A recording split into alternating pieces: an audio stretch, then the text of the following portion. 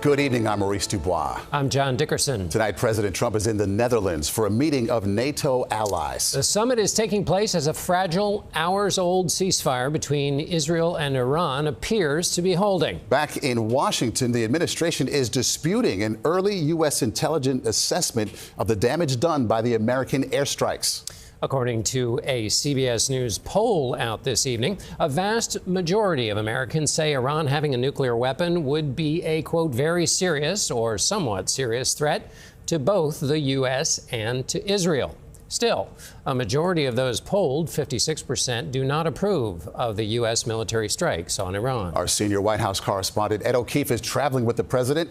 He begins our coverage from outside The Hague tonight. Ed. Good evening. President Trump arrived here hoping to have completely wiped out Iran's nuclear program and having brokered a ceasefire between Iran and Israel. But a new initial intelligence assessment tonight suggests the nuclear ambitions may have just been set back a few months, and that ceasefire nearly collapsed today. Just hours after President Trump first announced the Israel-Iran ceasefire, this morning they exchanged fire again, prompting the president to drop a rhetorical bomb as he vented frustration. We basically have two countries that have been fighting so long and so hard that they don't know what they're doing. Do you understand that?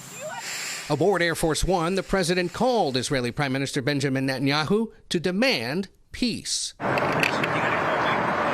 He insisted Iran will never go nuclear. The last thing on their minds is nuclear weapons. They don't even want to think about nuclear. And our B-2 pilots made this all possible. And clarified he's not seeking regime change in Iran. But no, I don't want it. I'd like to see everything calm down as quickly as possible.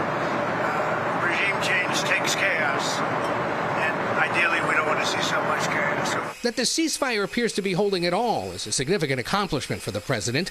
He pumped his fists as he arrived at the summit, and on his way here was congratulated by NATO's Secretary General Mark Rutte in a text message. He added, "You are flying into another big success in The Hague this evening."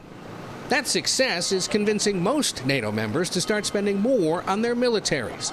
Leaders are finalizing plans to spend up to 5% of their GDP in the coming years on troops, tanks, aircraft, and weapons, and related infrastructure. You will achieve something no American president in decades could get done, the Secretary General added in his flattering text.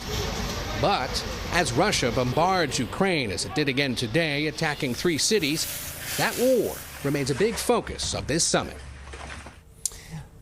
Ed, can we go back to that intelligence assessment of the bombing? What more can you tell us about that?